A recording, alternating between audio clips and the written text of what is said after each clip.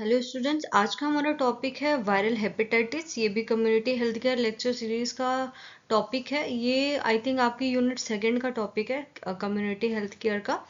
I hope आप लोग आगे पिछले लेक्चर्स भी कवर करते चल रहे होंगे। आपके एग्जाम्स मार्च में आई थिंक होने वाले हैं। कुछ कुछ कॉलेजेस जो सेल्फ यूनिवर्सिटी हैं उन्होंने अपने एग्जामिनेशन करा दिए, बट अभी भी अटल के एग्जामिनेशन रह गए हैं। सबसे पहले हम लोग जानेंगे वायरल हेपेटाइटिस के introduction, epidemiology, aetiology, pathogenesis, control and prevention के बारे में। हेपेटाइटिस के बारे में ऑलरेडी आप लोग जानते हो कि हेपेटाइटिस एक क्या है, आपका वायरल डिजीज है। ठीक है, viral hepatitis refers to inflammation of the liver caused by hepatotropic viruses including hepatitis A, B, C, D, E viruses। देखिए, हेपेटाइटिस पहले ए बी सी तक ही जानते थे, बट अब डी और ई वायरसेस भी है, उसके वेरिएंट्स हैं। बेसिकली जो आपका हेपेटाइटिस है वो वायरस कॉज करता है। एक तरीके से क्या है, लीवर का इन्फ्लामेशन है, ठीक है, जो कि वायरसेस कॉज करता है। ये आपके लाइफ थ्रेटनिंग भी हो सकते हैं, या फिर आपके स्टार्टिंग के इन्फेक्शंस अगर प्रॉपरली कंट्रोल किए जा सकते तो वो उतने लाइफ थ्रेटनिंग नहीं होते, बट वो आपके सिचुएशन पे डिपेंड करता है। ठीक है, this infection can lead to acute और क्रॉनिक लिवर डिजीज। ठीक है, एक्यूट से लेकर के क्रॉनिक लिवर डिजीजेस आपके कॉज कर सकते हैं, causing a significant global health burden. ये एक तरीके से ये भी एक ग्लोबल हेल्थ कंसर्न है, बिकॉज आप लोग हॉस्पिटल्स में वर्क करते होंगे तो आप देखते होंगे कि स्क्रीनिंग टेस्ट में HCV, HBsAg और HIV ये 3 कराए जाते हैं ना स्क्रीनिंग टेस्ट में। HBsAg क्या है, आपका हेपेटाइटिस बी के लिए है, और HCV क्या है, हेपेटाइटिस सी के लिए। जो कि ये एक दूसरे के, जो आप कह सकते हैं, बॉडी फ्लूइड से भी आपका स्प्रेड होता है ये। The disease varies in severity from a self-limiting infection to life-threatening complications like cirrhosis, hepatocellular carcinoma।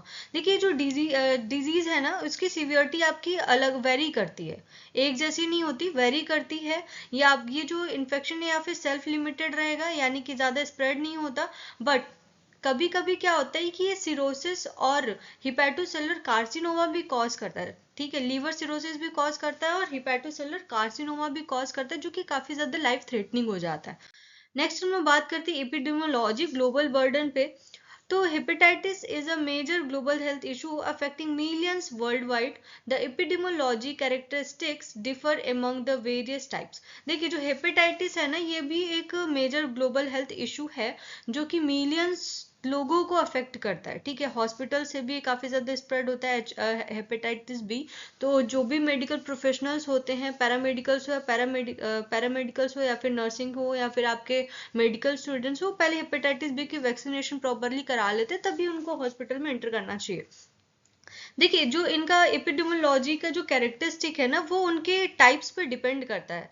ठीक है, ग्लोबल बर्डन पे अगर हम लोग बात करें तो देखिए क्या है, आपका overall 354 million people live with chronic hepatitis B और सी इन्फेक्शन।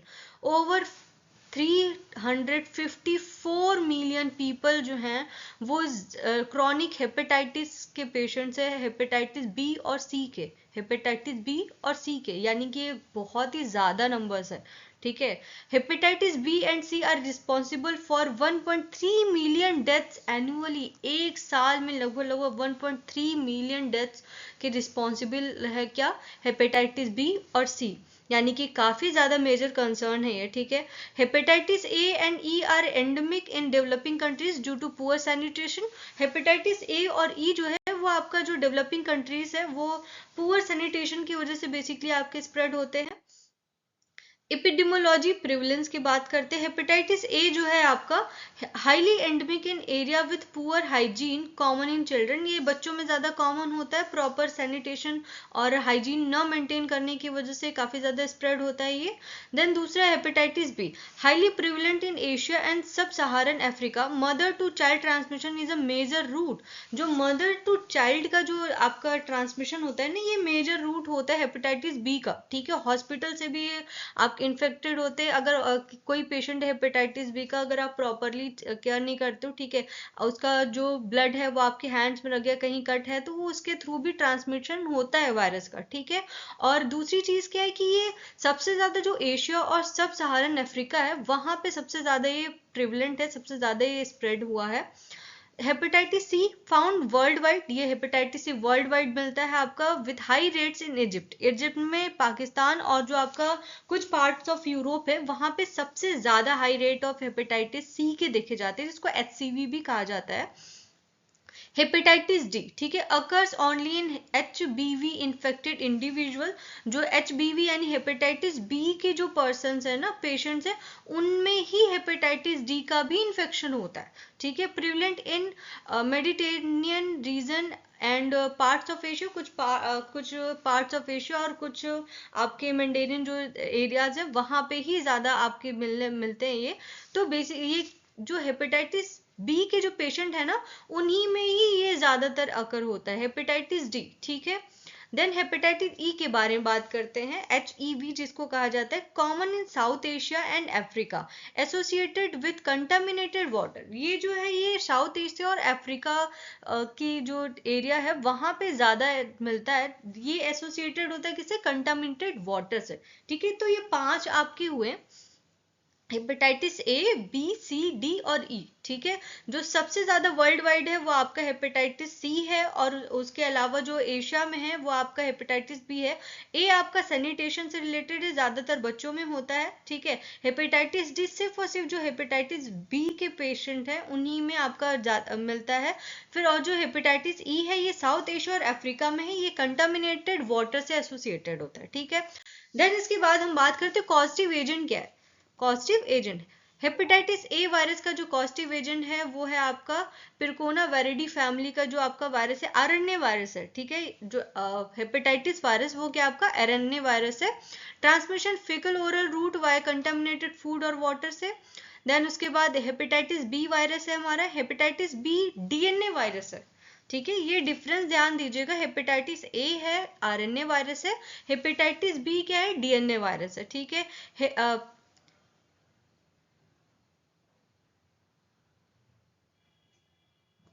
देन उसके बाद ट्रांसमिशन पे हम आते हैं। ट्रांसमिशन है हमारा ये ब्लड बॉर्न होता है, sexual perinatal mother to child से, और निडल स्टिक इंजरी के थ्रू हेपेटाइटिस बी स्प्रेड होता है। देन उसके बाद हेपेटाइटिस सी के बारे में बात करते हैं। हेपेटाइटिस सी का जो वायरस है वो RNA वायरस है, ठीक है। इन सभी की फैमिलीज भी मैंने मेंशन कर दी है। हेपेटाइटिस सी वायरस है, RNA वायरस, ठीक है। हेपेटाइटिस ए RNA था, C भी RNA है। ट्रांसमिशन ये भी ब्लड बॉर्न होता है, by sharing needles, transfusion, unsafe medical procedures की वजह से भी हेपेटाइटिस सी स्प्रेड होता है, ठीक है। हेपेटाइटिस डी वायरस के बारे में बात करते हैं, ये भी RNA वायरस है, ठीक है। डेल्टा वेरिडी फैमिली का, requires HBV for replication. HBV की इसको जरूरत पड़ती है रेप्लिकेशन करने के लिए, ठीक है। यानी कि HBV का जो पेशेंट है उन्हीं में हेपेटाइटिस डी होता है, ठीक है। ये चीज पहले भी मैंने मेंशन करी थी।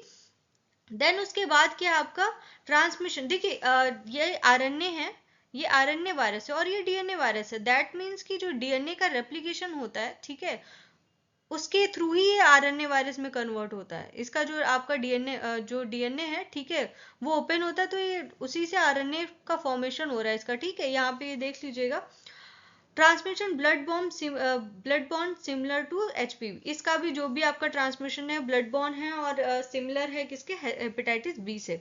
Hepatitis E virus, hepatitis E जो है ये भी RNA वायरस है, ठीक है। यानी कि सिर्फ और सिर्फ आपका हेपेटाइटिस बी है वो आपका DNA वायरस है, अदरवाइज सारे के सारे क्या RNA वायरसेस है, ठीक है। ट्रांसमिशन इसका भी फेकल ओरल रूट है आपका, यूजुअली थ्रू कंटामिनेटेड वाटर के थ्रू।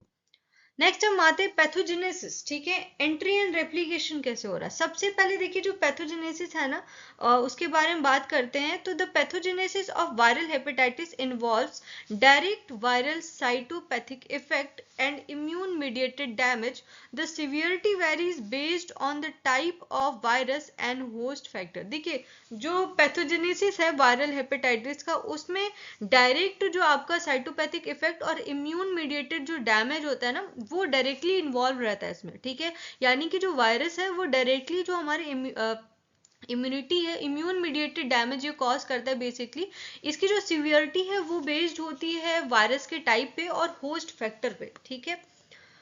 अर्ली सबसे पहले जो स्टेप होता है वो क्या है, एंट्री करेगा, ठीक है, entry and replication. The virus enters the body via the gastrointestinal tract और ब्लड स्ट्रीम, कुछ ब्लड स्ट्रीम के थ्रू और गैस्ट्रोइंटेस्टाइनल ट्रैक के थ्रू आपका हेपेटाइटिस ए और ई इंटर करता है, ठीक है, क्योंकि वो कंटामिनेटेड फूड और ये कंटामिनेटेड वाटर के थ्रू ही हो रहा है, और ब्लड स्ट्रीम के थ्रू बी, सी और डी एंटर कर रहे हैं।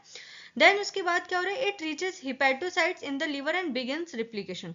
ये पहुंच रहे हैं कहाँ पे, हिपैटोसाइट्स में, जो लीवर के सेल्स हैं हिपैटोसाइट्स में, वहां रीच कर रहे हैं और रेप्लिकेशन बिगिन कर रहे हैं, ठीक है।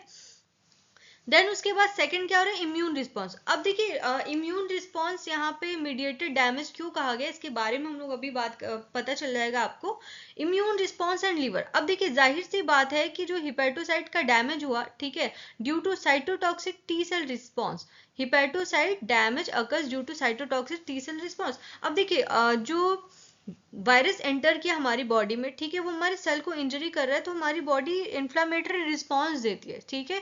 तो उसी में क्या है, जब साइटोटॉक्सिक टी सेल्स जो हैं वो आपके रिस्पॉन्स करते हैं, तो उनका जो साइटोटॉक्सिक जो कह सकते हैं टॉक्सिन्स होते हैं, ठीक है, जो केमिकल्स वो रिलीज करते हैं, उससे जो हिपैटोसाइट है वो डैमेज हो जाता है, जो लीवर है, ठीक है। अब वायरस हमारे सेल पे इंटर किया, ठीक है, हमारे सेल पे गया, ठीक है। अब उस वायरस को किल करने के लिए हमारी बॉडी इम्यून रिस्पॉन्स दे रही है।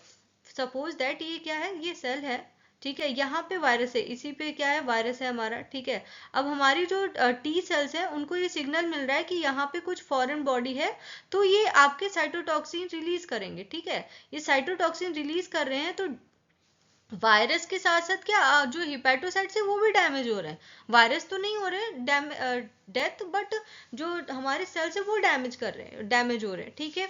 अब देन उसके बाद देखिए क्या हो रहा है आपका, inflammation, apoptosis and necrosis of liver cell leads to fibrosis, cirrhosis in chronic cases. देखिए जो इन्फ्लामेशन है लीवर में और एपोप्टोसिस और नेक्रोसिस, सेल डेथ की वजह से क्या हो रहा है, लीवर सेल्स के जो आपके डेथ हो रही है उसकी वजह से क्या हो रहा है, फाइब्रोसिस हो रहा है और सिरोसिस कॉज हो रहा है। क्रॉनिक की कंडीशन में फाइब्रोसिस और सिरोसिस आपका मिलता है, ठीक है। फाइब्रोसिस आपका नॉर्मली आपका मिल रहा है, बट जो सिरोसिस की कंडीशन है वो काफी ज्यादा आपका सीवियरिटी केसेस में आ जाती है क्रॉनिक की कंडीशन में। देन हम आते हैं HBV और HCV immune sorry HBV and HCV evade immune detection leading to persistent infection। देखिए जो HBV और HCV है वो इम्यून डिटेक्शन का बेसिकली रहते हैं, ठीक है, जो कि persistent infection को लीड करते हैं। डिजीज प्रोग्रेशन नेक्स्ट, उसके बाद देखिए डिजीज प्रोग्रेशन, यहाँ पे क्या हो रहा है, एक्यूट इन्फेक्शन हो रहा है, ठीक है।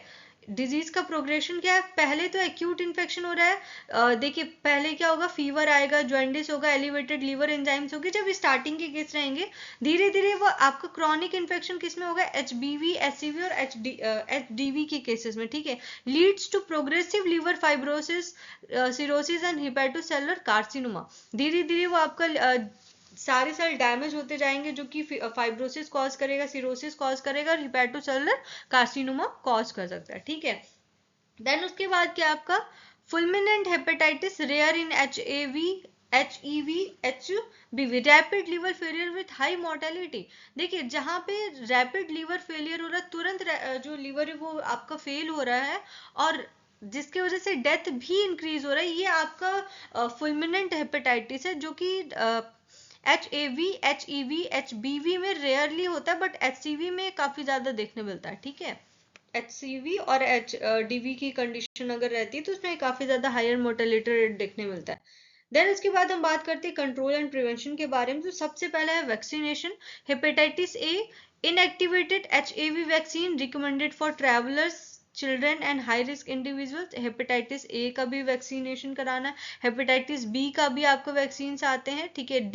ठीक, डी के कोई भी नो स्पेसिफिक वैक्सीन है, but HBV vaccination prevent HDV को इन्फेक्शन। अब देखिए HDV हो रहा है HBV की वजह से, तो अगर HBV का जो वैक्सीनेशन है वो हेपेटाइटिस डी को भी क्या करता है, प्रिवेंट कर लेता है, ठीक है। देन उसके बाद हेपेटाइटिस ई है, vaccine available in China, under development elsewhere.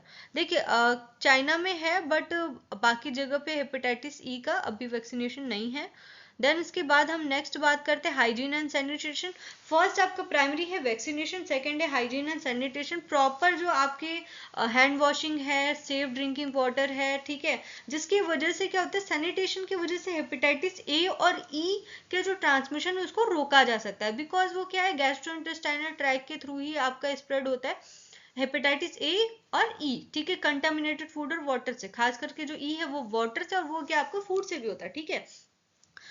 Then उसके बाद आपका जो एंडेमिक रीजन्स है वहाँ पे फूड और जो आपके वाटर हैं, ठीक है, कंटामिनेटेड वाटर उनको अवॉइड करना है। सेफ मेडिकल प्रैक्टिसेस, अगर आप हॉस्पिटल में वर्क कर रहे हो तो प्रॉपर मेडिकल इंस्ट्रूमेंट को स्टरलाइज करना है। दूसरे पेशेंट को ट्रीट करने से पहले प्रॉपर ग्लव्स का आप इस्तेमाल करिए किसी भी पेशेंट को। अब सबसे इम्पॉर्टेंट थिंग ये होता है ना कि आपको हर एक स्पेसिमेन हॉस्पिटल में इन्फेक्टेड मान करके ही चलना है। ऐसा नहीं कि आपको चलो ठीक है आप पेशेंट आए ऐसे वर्क कर रहे हो। ये कई बार ऐसी कहानियां हुई। एक बार क्या हो रहा था कि हम लोग ऐसे हॉस्पिटल ट्रेनिंग पे गए हुए थे, क्लिनिकल पोस्टिंग लगी हुई थी, एंड वहां पे एक बैचमेट था मेरा, वो सिंपली ऐसे सैंपल लेकर के वो पूरा पिपिटिंग वगैरह कर रहा था एकदम बेयर हैंड से, ठीक है, ग्लव्स वगैरह उसने नहीं पहने थे। मोस्ट प्रोबेबली सब यही करते। सेमी ऑटो एनालाइजर पे हम सैंपल लगा रहे थे। बाद में हमें पता चला कि वो पेशेंट हेपेटाइटिस बी सी दोनों पॉजिटिव था, ठीक है। अब उसके बाद वो गया हैंड वॉश वगैरह करा, तो उस कंडीशन में देखिए क्या होता है कि अगर वहीं पे अगर कहीं पे प्रिक हुआ रहता है, ठीक है, हाथ में कहीं चोट लगी होती है, कट वगैरह होता है फिंगर में, तो वो तुरंत इन्फेक्शन फैल जाता है ना, अगर गलती से भी टच हो गया रहता है सीरम या फिर ब्लड तो, ठीक है। तो यही केस है कि आप हर एक स्पेसिमेन को मान करके चलिए कि वो इन्फेक्टेड है, तभी आप प्रॉपरली वर्क कर सकते हो और खुद को प्रोटेक्ट कर सकते हो हॉस्पिटल या लेबोरेटरी में अगर आप वर्क कर रहे हैं। Use disposable syringes and needle, disposable syringes और निडल्स का इस्तेमाल करना चाहिए। देन इसके बाद आपका safe sexual practices, condom use reduces HBV transmission. HBV आपका जो सेक्सुअल कनेक्शन है उसके थ्रू भी फैलता है, स्प्रेड होता है, तो कॉन्डम्स का यूज करना चाहिए। देन उसके बाद screening of pregnant women's for HBV. देखिए एचबीवी के लिए प्रेग्नेंट वुमेन्स का स्क्रीनिंग करना चाहिए ताकि जो प्रीनाइटल ट्रांसमिशन है उसको रोका जा सके। जो न्यूबॉर्न बेबी है, जो बेबी है उस तक एचबीवी न पहुंच पाए, उसको स्टॉप करने के लिए प्रॉपर स्क्रीनिंग करानी चाहिए। एंड वन मोर थिंग, जब ब्लड बैंक्स में रखा जाता है ना ब्लड, या फिर ट्रांसफ्यूजन करने से ब्लड को ट्रांसफ्यूजन करने से पहले भी स्क्रीनिंग टेस्ट किया जाता है ब्लड बैंक्स में। हार्म रिडक्शन स्ट्रेटजीज, देखिए जो भी रिडक्शन स्ट्रेटजीज हैं, हार्म रिडक्शन स्ट्रेटजीज को यूज करना चाहिए। For example needle exchange programmes and supervise drug use prevent HCV transmission. जो भी निडल एक्सचेंज प्रोग्राम यानी कि निडल हमेशा चेंज करते रहना चाहिए, और जो भी सुपरवाइज ड्रग है उसको एचसीवी को प्रिवेंट करने के लिए, ठीक है, वो सारी चीजें आपका बेसिकली ये स्ट्रेटजीज कंडक्ट की जाती हैं। Public awareness campaigns about the risk of unsafe tattooing and piercing. जो अनसेफ टैटूइंग और जो पियर्सिंग है उसके लिए पब्लिक को भी अवेयर करना चाहिए। देखिए जो टैटू नॉर्मली ऐसे मेले वगैरह में बनाते हैं ना, ठीक है, वो निडल्स चेंज नहीं करते, तो उस निडल के थ्रू भी क्या होता है, अनसेफ टैटूइंग की वजह से भी वो एचबीवी आपका स्प्रेड होता है। पियर्सिंग जो कान वगैरह कहते हैं ना, पियर कराते, नोज पियर्सिंग कराते, तो उस कंडीशन में भी अगर वो एक ही नीडल का इस्तेमाल बार बार करे, एक ही चीज का इस्तेमाल बार बार कर रहे पियर्सिंग करने के लिए, तो उस कंडीशन में भी वो स्प्रेड होता है। तो इन सारी चीजों का ध्यान रखना चाहिए, पब्लिक को भी अवेयर करना चाहिए। एंटीवायरल थेरेपीज, देन उसके बाद कुछ एंटीवायरल थेरेपीज का भी इस्तेमाल करना चाहिए, जैसे chronic HBV treated with nucleoside analogues, ठीक है, कुछ एंटीवायरल थेरेपी से प्रिवेंट करने के लिए। क्रॉनिक एससीवी है, direct acting antivirals offer 95% cure rates, ठीक है, ये आपके कुछ एंटीवायरल थेरेपीज हैं। देन उसके बाद ओवरऑल कंक्लूजन पे हम यही आते हैं, ठीक है, कि वायरल हेपेटाइटिस भी क्या है आपका मेजर ग्लोबल हेल्थ चैलेंजेस हैं। हम लोगों ने इसके एपिडेमियोलॉजी के बारे में पढ़ा, इथियोलॉजी के बारे में पढ़ा, पैथोजेनेसिस पढ़ा और कंट्रोल एंड प्रिवेंशन के बारे में पढ़ा, ठीक है। वैसे तो देखिए मैं कोशिश करती हूँ कि जितनी चीजें हो सके उतनी चीजें मैं आपको समझा दूँ, बट एक होता है ना कि क्लास इंटरेक्शन की बात अलग होती है सामने की, बट कोशिश करती हूँ कि एक शॉर्ट वीडियो में समझा सकूँ, फिर भी वो 20 मिनट्स पहुंच ही जाता है। 18 मिनट से कम का कोई वीडियो लेक्चर है ही नहीं अभी तक कम्युनिटी का। And thank you so much. Comment section में आप लोग के कमेंट्स देखती हूँ अच्छे अच्छे, तो थोड़ा अच्छा फील होता है।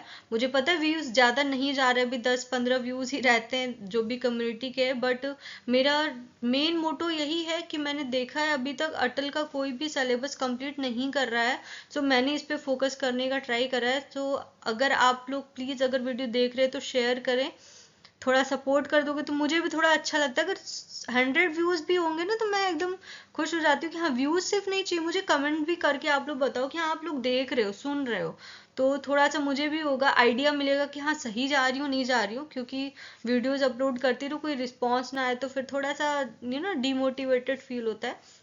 बस आप मुझे बस रिस्पॉन्स कर दिया करो, कमेंट सेक्शन में कमेंट डाल दो, हाँ अच्छा है, जहाँ कमियां हैं वहाँ आप बताओ ताकि मैं खुद को इम्प्रूव कर सकूँ। Thank you so much, and please subscribe ज़रूर करिएगा अगर आप चैनल पे नए हैं तो।